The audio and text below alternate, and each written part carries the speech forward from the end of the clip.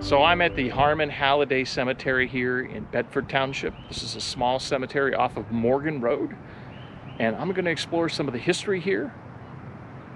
So come along and join me. The Harmon Halladay Cemetery is small. In fact, when I visited, I was able to film all of the visible headstones within a short amount of time. The cemetery is located off of Morgan Road in Bedford Township, which is part of Battle Creek. The cemetery is named after the Harmon and Halladay families, who both had farms nearby, as can be seen in the 1873 Atlas of Calhoun County. The cemetery is located across from where once stood school number 7 in the township. Today, that site is a church. Now, as can be expected, many members of both the Harmon and Halladay families are buried here. As in a case that is often with every cemetery, finding the backstory in all of those that are buried here are limited to what remains of records from the period. This being a small cemetery with so few graves, it makes historical research a little bit more challenging. However, I have endeavored to bring to you as many stories as I was able to find on those that I will feature today. So let's start with some of the members of the Harmon family. Catherine Harmon was born Catherine Halladay in 1817 in Seneca County, New York. She was the first wife of Harry Harmon, with whom they had 4 children together. Harry was a well-known pioneer resident in Bedford,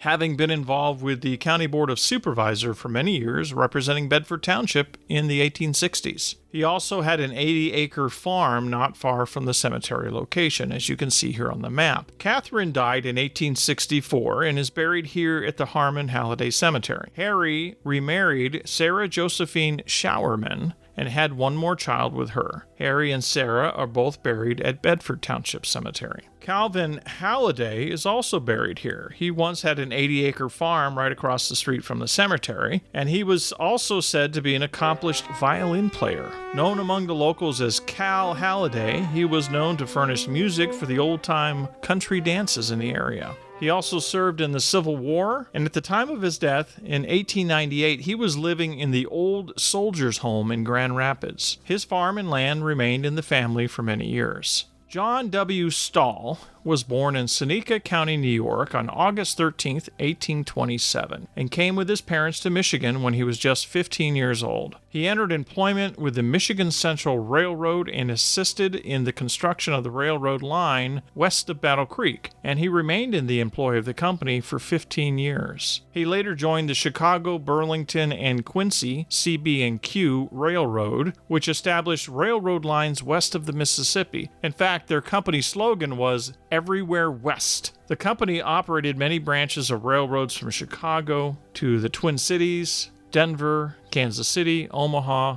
southern Montana, and even the Gulf Coast. John assisted in the construction of the railroad from Aurora, Illinois, to Chicago. He was also involved with other sections of the railroad in other parts of the country. In 1854, he married Mary J. Halladay, the younger sister of Catherine Halladay, also from Seneca County, New York. Together they had 5 children, but according to his obituary, it is stated that 4 of the children, quote, crossed the river of death, and only one remained alive, Nora Morse, at the time of his death in 1896. Nora Stahl married Ethelbert Morse in 1891. After their marriage, they lived on the 80-acre farm with her father, John. This is where the cemetery is located, according to the 1873 Atlas. In fact, according to Nora's obituary, she was born on that farm and lived there all her life, and she passed away on that farm March 18th, 1920. Her husband, Ethelbert, who went by the name Bert, would live until 1942, and he passed away in Marengo Township. He's buried beside Nora in this cemetery.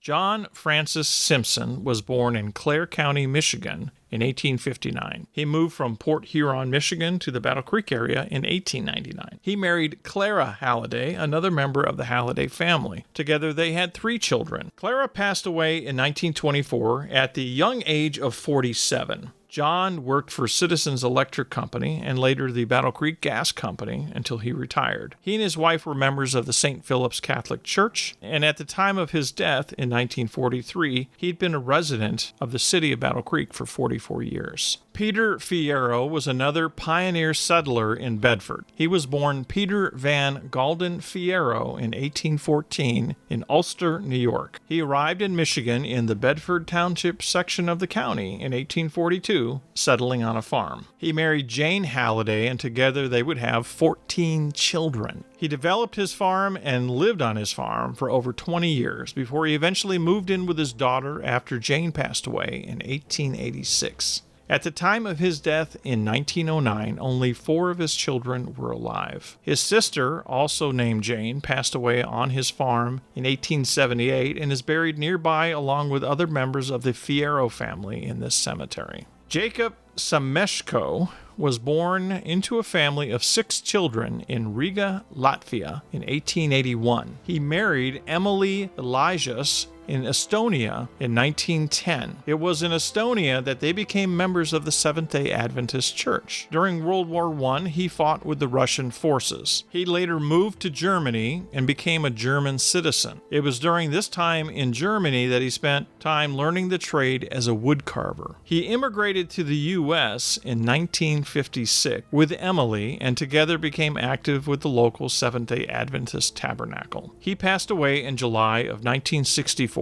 Minutes after being admitted as a patient at a local hospital. He left behind his wife and 2 daughters, and it was believed 2 brothers and 3 sisters who were still living in the Latvian Soviet Socialist Republic. Emily would never remarry, but would remain active with the church and her 2 daughters, 10 grandchildren, and 6 great-grandchildren. She passed away in January of 1974. Karl Mischler was born in Bern, Switzerland in 1880 and immigrated with his mother to the U.S. in 1900. Soon after his arrival, Karl set out on his own to work. During his lifetime, Karl worked mostly in factory jobs in Illinois, Wisconsin, Indiana, Ohio, and finally in Michigan. His family lost track of him and sadly never knew where he wound up or where he died. He never married and had been living in a rooming house for 5 years in Battle Creek in 1963, still working in a local factory. On November 6th, he was coming down the steps near the Willard Library and fell down, suffering from pelvic injuries. He told the police who arrived to help him that his legs had suddenly given way beneath him. He was admitted to the community hospital and passed away on November 26th. He was 83 years old. Charles Morris was born in 1889, and he enlisted in World War I, serving as an army nurse in hospitals in England and France until his discharge in 1919. He was later employed by the Battle Creek Sanitarium as a nurse and worked there for many years. He passed away in 1963 after a brief illness at the age of 74.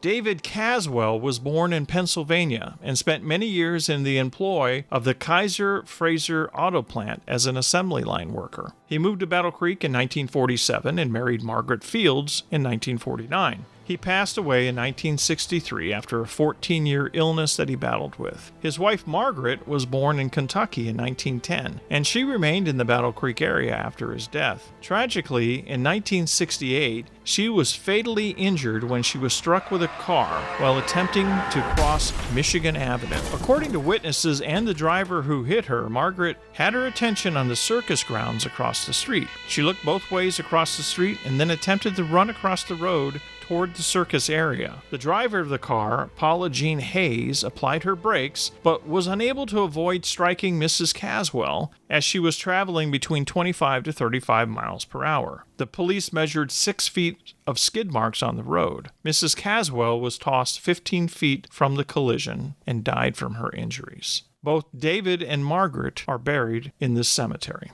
Mince Jackson Stivers was born in LaGrange, Kentucky in August 1902. He married Rosina Verhist on March 6, 1933. He was a member of the Baptist Church in Covington, Kentucky for many years. After the Second World War, he served in the Army for 3 years. He then took a job with the Dunbar Fruin Garage in Bellevue in its farm implement department. He passed away in 1953 after an extended illness. His wife Rosina was born in Cecil, Pennsylvania, and came to Battle Creek when she was just 15 years old with her parents. She worked with the A.B. Stove Company until 1935, and for 20 years she and her husband worked on their farm. Later in life, she was a pastry cook for Schrank's Cafeteria and also cared for elderly people in their homes. She was a member of the Seventh-day Adventist Church and worked a lot in the community programs mending clothing for the needy. She passed away in 1989, and she's buried next to Jack in the same cemetery. So this last story I'm going to impart is a curious one. It's part mystery and part very strange. It's a puzzle that took quite a bit to sort out, but I believe I have sorted it out. It may sound a bit confusing as we go through this, but listen to the end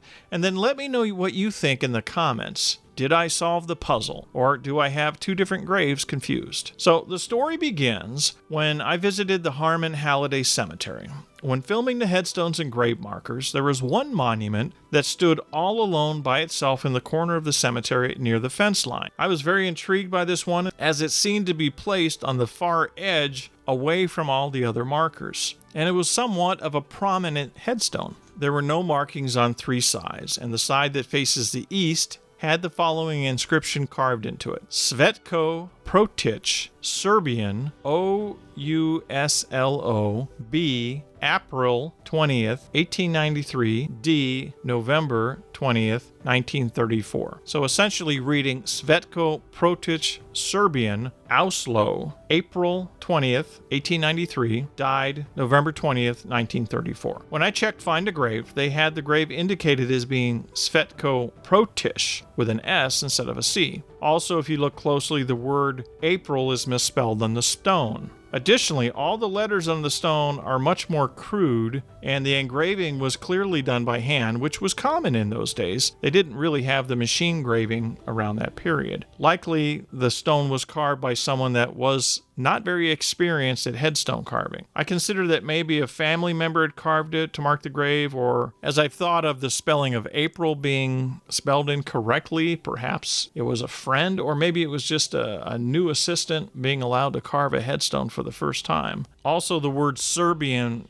seemed to be clearly marked on the headstone, which didn't make a lot of sense. I don't see that very often, putting somebody's nationality on a headstone to describe somebody. So the first clue we have in looking at the stone is the person who carved it was not experienced at carving them. Back in that time and earlier, headstone carvings were done by hand, and it was usually done by artists, and they did a very good job. If you look at the old stones, they were pretty evenly done. This one clearly has some wonkiness to the letters and that sort of thing. So to me, it indicates it was kind of an amateur carving the stone. Also, the other stones in the cemetery are carved by a more professional hand. Also, there's the point of the inaccurate spelling of the word April. I could also find no definition or an acronym for the letters O-U-S-L or O-U-S-L-O as it seems to be written on the stone. So I wanted to know who this person was that was buried here, as the headstone made me curious for the reason I mentioned. So I did a newspaper search for the name as written on the stone, and also on Find a Grave, of all 1934 newspapers during this time period in Battle Creek, and I got nothing. And then I searched the day that he died and 10 days later, and again searched the variations of spelling of the name and got no results. So then I stumbled upon this article, which I'm showing you here. It was published on November 20th, 1934 in the Battle Creek Enquirer and Evening News. The headline, of course, drew me in, as one can expect. The deceased man was named Jim Pete. So then I read through the article, and farther down it states, although his real name was Svetko Stoyanovich. I thought a man named Svetko dying on the same date as this carved stone Svetko. Could it be the same person? Then in the Battle Creek Moon Journal, I found the same story with this headline. So then I knew this person was Serbian. So I thought, what are the odds of two different men named Svetko from Serbia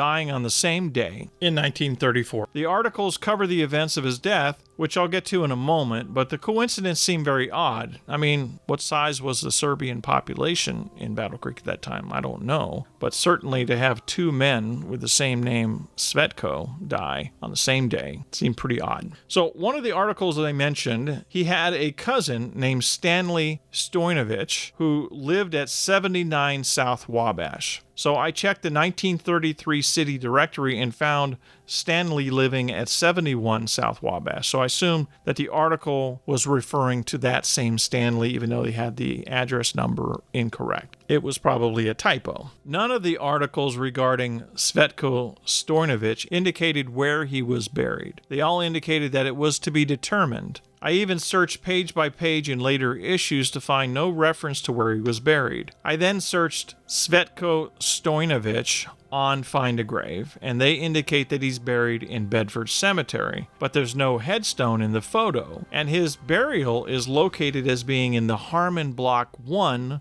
Lot 23. Then I looked at the available Bedford Cemetery map online, and there's no indication of block in this sketch of the cemetery outline. The cemetery is divided into sections, and there's a section H and a section 1. Could they mean it was one of those? Or when somebody searched up the burial records in the township and put it on Find a Grave, and they came across Harmon Block, did they automatically assume Harmon Block was at Bedford Cemetery when maybe in fact it meant Harmon Halladay Cemetery? So I further investigated with Calhoun County death records to search and see what I could find there. And I searched all the names I've mentioned here. There was no Protich or Protish in the county records of any kind. There was a Svetko Stojnovic. Ultimately, his death certificate wasn't online, but the date was confirmed that they recorded his death on November 20th, which is kind of interesting that they indicated that because the newspaper was published on November 20th, and in the article, they indicate that he was found on the 20th, but he likely died the day before. So it just may be a point of what the coroner decided to write on his death certificate. So here's what I think happened. I believe Svetko Stojnovic, and forgive me if I'm mispronouncing this name, I believe he's the one buried at the Harmon Halladay Cemetery. I think the plot indicates that he is in the Harmon Cemetery and not the Bedford Cemetery. It's just too coincidental that two men named Svetko could have died on the very same day in Bedford or Calhoun County, and only one received attention in the newspaper at the time. So it's likely that a friend carved the headstone and misspelled his first name, just like they did with the word April, and they also could have used a phonetic attempt at spelling Stojnovic, or did not even bother to find out how to spell and just invented their own name to fit on the headstone because it was so narrow. Svetko was using the name Jim Pete among his friends, so perhaps he decided to shorten the name and just write Serbian on the stone so people would know who it was. And then there's perhaps the stonemason was just given a piece of paper with a name written on it, and it was not too clear at what he was supposed to do, so he just kind of guessed. It's obvious that the stonemason was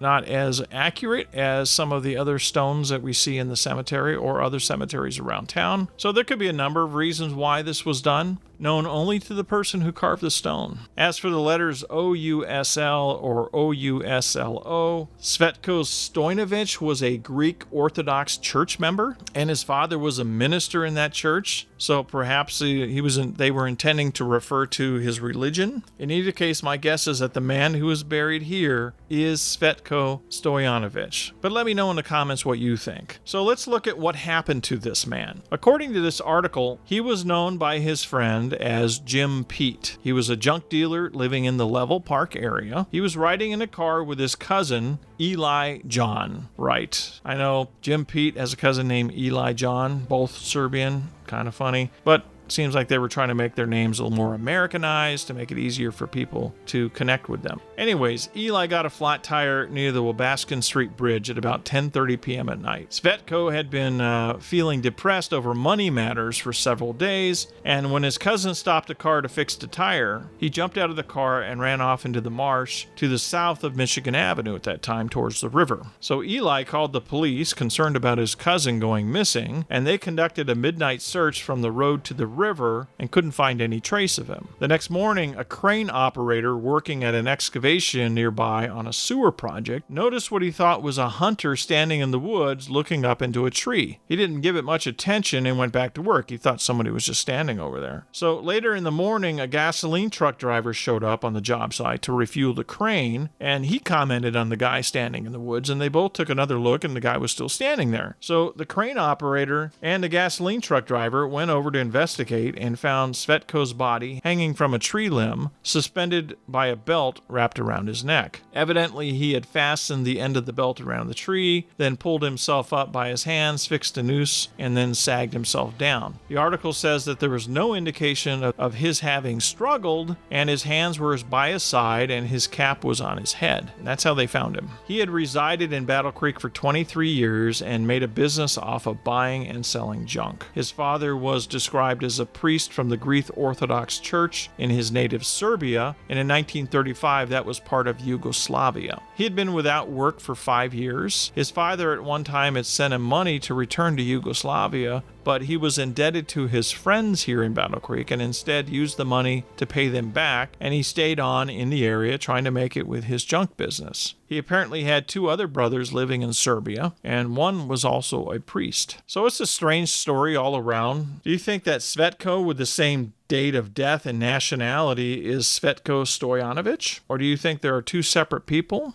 One with whose records were entirely erased from existence, and Svetko Stevanovic is buried in some unmarked grave in Bedford Cemetery? No matter how you answer this, when you really look at it, there's still a lot of mystery surrounding it. I mean, for one, if it is Svetko Stojanovic there, then why did somebody botch his headstone so badly? The other is, why did he kill himself? And then, of course, if it is 2 separate people, then what happened to the records of the one that is in this cemetery? Why is there no record anywhere of this name of this person in the Calhoun County death records or any mention in the newspaper? And why are there 2 people by the same name, first name, both Serbian, dying on the exact same date in Battle Creek? So those are all the questions that I have. What do you think? Give me your thoughts in the comments and let me know. So that's going to conclude today's journey through history here at the Harmon Halladay Cemetery in Bedford Township, Battle Creek, Michigan. If you liked today's video, please be sure to hit the like button down there and subscribe to the channel and share the video with others. And don't forget to check out my podcast, Tales of Southwest Michigan's Past, where I tell a lot of other stories that I don't always get to bring into video form. And until next time, thanks for watching.